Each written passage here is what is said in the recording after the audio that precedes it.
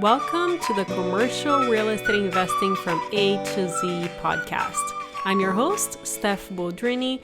We provide straightforward information by bringing excellent guests with real-world experience in all topics related to commercial real estate investing. And in today's episode, we continue our conversation about the Metaverse with Dave Carr, head of biz dev at Parcel, and previously he was working at Decentraland, one of the most popular metaverses out there. In this episode, we are focusing on, can you subdivide your land in the metaverse? Can you develop it? How would that work? We're also reviewing which worlds would he actually invest in today, what happens when other people create new metaverses, and also what does security look like from an ownership perspective? What if someone hacks your account? What happens next? Here we go. We are just a small group of people, the real estate investors, let's say.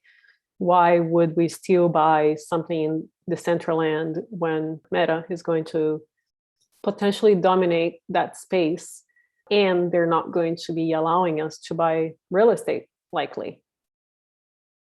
Yeah, I mean, there could very well be real estate sales in the Metaverse Experience. I don't know for sure that they wouldn't do that.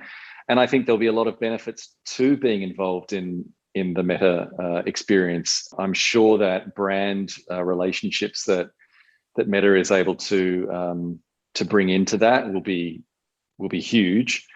And I think there'll be a lot of users who want that curated experience. They won't want to, if you go into Decentraland, for example, or Cryptovoxels, or even Somnium Space, Sandbox, the last of those four kind of most established virtual worlds, they feel very much open and the world is what you make it kind of thing.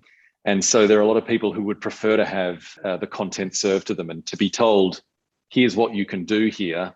It's almost like, you go to Disneyland because you want that experience served to you. Whereas a Decentraland is more kind of like you walk in the gate and it's kind of like, well, it's up to you what happens now. Yeah. There are obviously things that you can do. There are things that you can see and engage in, but it's also about, you're a creator and you're involved in helping us create this space. So yes, I think Meta could dominate for a large section of the population, and who's to say why people could very well have a profile in Meta, as we all have Facebook profiles, but we also have experiences or social media accounts with other channels. So it really, again, it just comes down to who is going to be offering the most compelling value and the most compelling experience. And I think it's just a matter of understanding who the creators, the teams are behind those worlds, what their roadmap looks like, what the big picture is, and I think that gives you a good guide as to the world that you want to be a part of. Does Facebook have anything? I mean, Meta have anything out there yet, or they're literally just building like you mentioned? Yeah, they recently released Horizon World. I think it's called Horizon Worlds, but I believe that's a closed experience on their on the Oculus headset, which I think is just a gathering or a meetup. It's nothing on the scale of a Sandbox or Decentraland at this point. And then, there'll be many other virtual worlds popping up that are very much more niche. So much more, virtuals related purely to fashion or purely to own a world, build a game. Or there'll be just lots more nicheification, if you like, of different interest groups, which there'll be land ownership but there'll be big players and small players, be a lot that don't survive. I think it's just about identifying which ones probably will be in there for the long haul. And then I think you also have to consider, to just throw a spanner into the works of this conversation, the augmented reality experiences. There are worlds, for example, OVR, Superworld, Earth 2. These are projects that have mapped the physical world. So it's almost like looking at the satellite view of Google Maps, if you like, and saying, oh, I'd like that piece of the map. So they have layered and created this technical map or technical layer over the physical world, and people can actually buy parcels of land in that augmented reality or virtual layer over the top of the physical earth. Now, what that allows creators to do is put content on that layer and And so therefore, if you're walking through the street, let's say you're walking down Fifth Avenue in New York, wearing a set of augmented reality glasses, perhaps made by Apple. There's rumors that a headset will come out next year or early 2023. Then anybody who owns a piece of land along that street could serve up a piece of content to you through your AR glasses. Now, that's a whole other side of the metaverse, which could actually hit the mainstream before we access virtual worlds like Decentraland or the Sandbox. Those parcels of land are also for sale and also present an opportunity for virtual real estate. And are also really interesting. I saw a video only earlier today posted by a creator through OVR, and in the middle of Rome had put a pop-up gallery, and you could see people walking past, and clear as day, the gallery was also there, and his artworks were there, and it was just through these augmented reality device, or probably through his iPad or his phone at this point, but you could see this content served because they had that parcel through OVR. So fascinating. Agree on the augmented reality. What would you invest in today? Let's say you're able to invest in, I don't know, 3 or 4 different worlds. What would you put your money in today?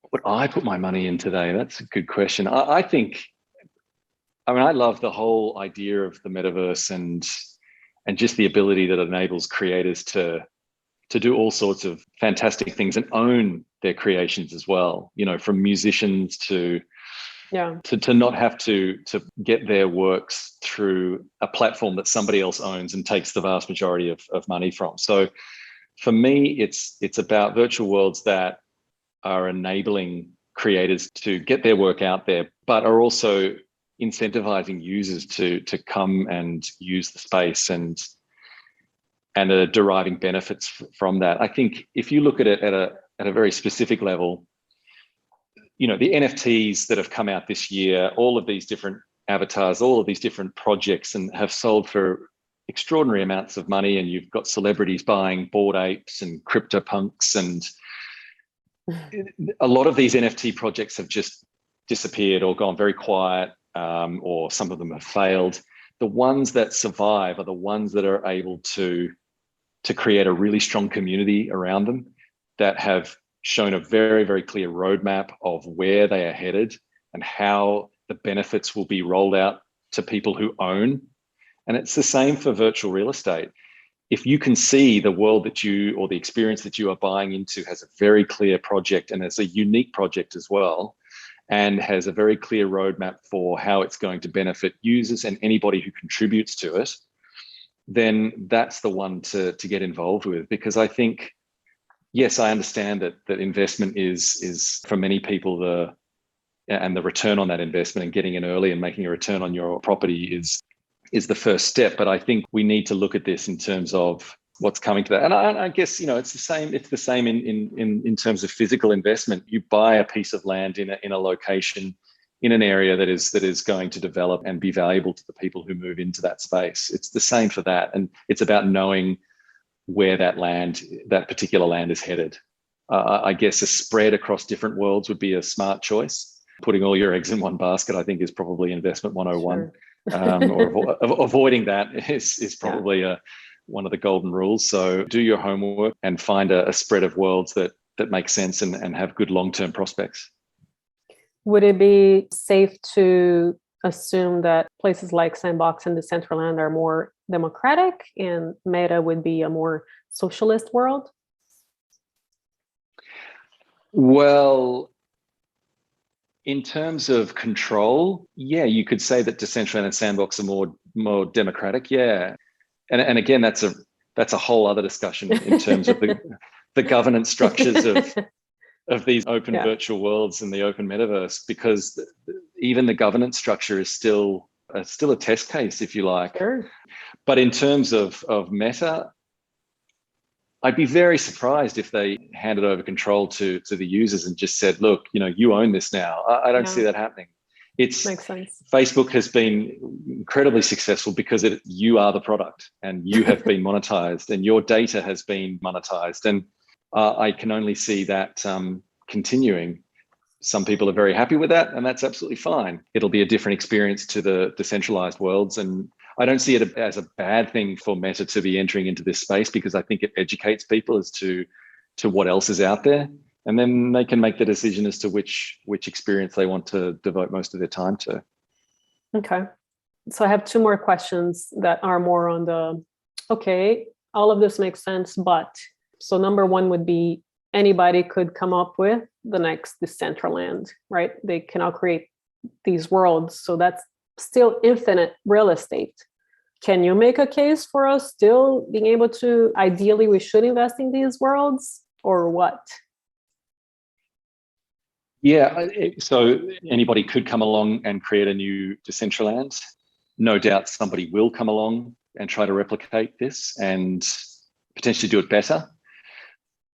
The benefit that Decentraland has is that it has the lead time. It has been doing this longer. And of course, Sandbox is not fully live yet, but it has been doing the back-end development work, and will get it right when it launches and be sure that it is working properly.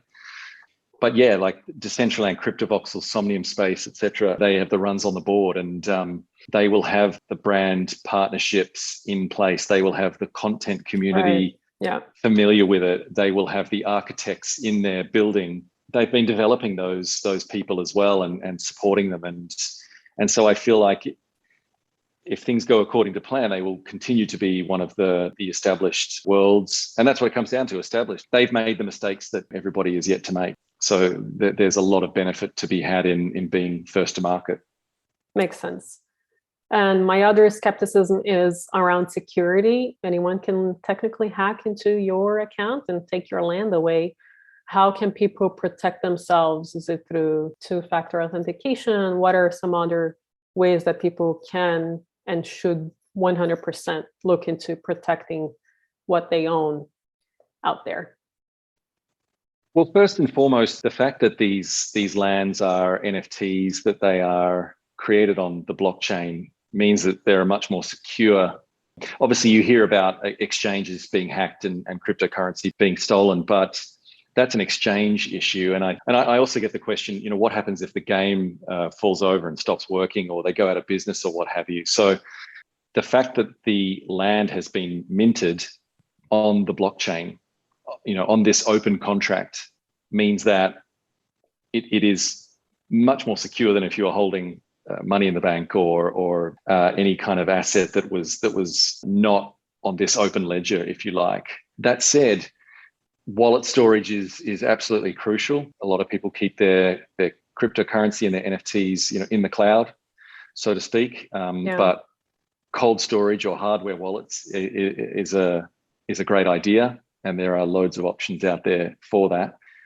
But yeah, like I say, in terms of, and I guess we could use the example of Decentraland again, it is designed to continue working even if the body behind the platform, and by that I mean the foundation, the Decentraland Foundation, which effectively sits to support the platform and support the community that really runs and owns the platform. Even if the foundation ceased to exist, Decentraland would keep going, because it is separated and hosted across many different servers. It's not centralized to one server.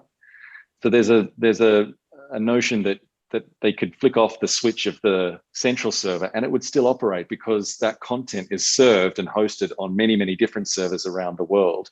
The blockchain won't fall over because it's not controlled by one particular person.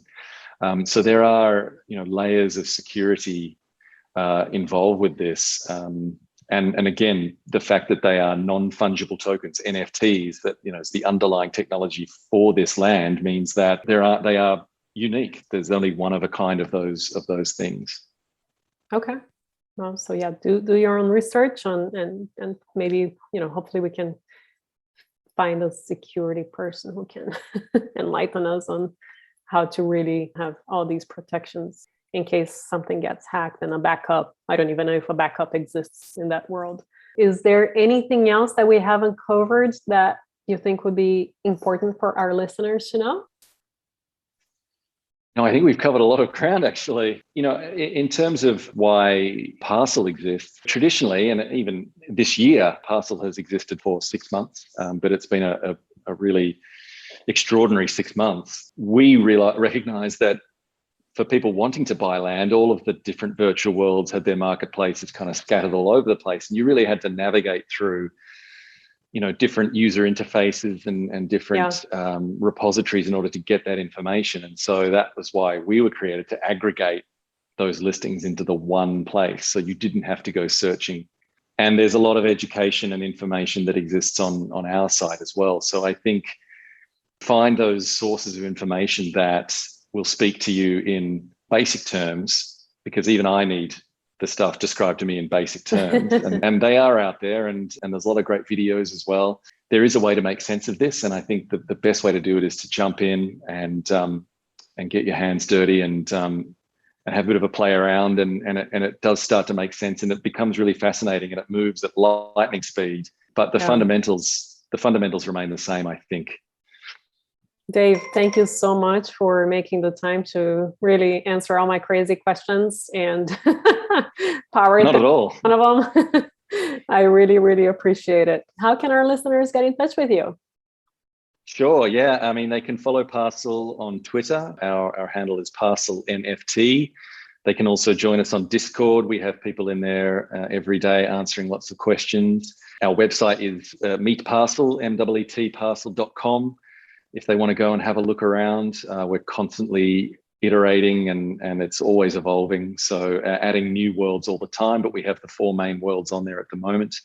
As I said, we aggregate the listings, we show real-time price appraisals, we show valuations, we don't charge marketplace fees. And so it's designed to be a really accessible way for people to get into the metaverse and make sense of it. That's our pure focus. And feel free to email me directly if you want. I'm just dave@meetparcel.com. If you have, I love stupid questions because I ask loads of them. So find me an email and let's continue the conversation. Happy to do that. Thank you so much, Dave. I really appreciate your time. No problem. Thank you. And if you haven't already, make sure to subscribe to our newsletter, which is super short, straightforward, and sweet, just like this podcast, at montecarlorei.com on top of the page. And I will see you next time.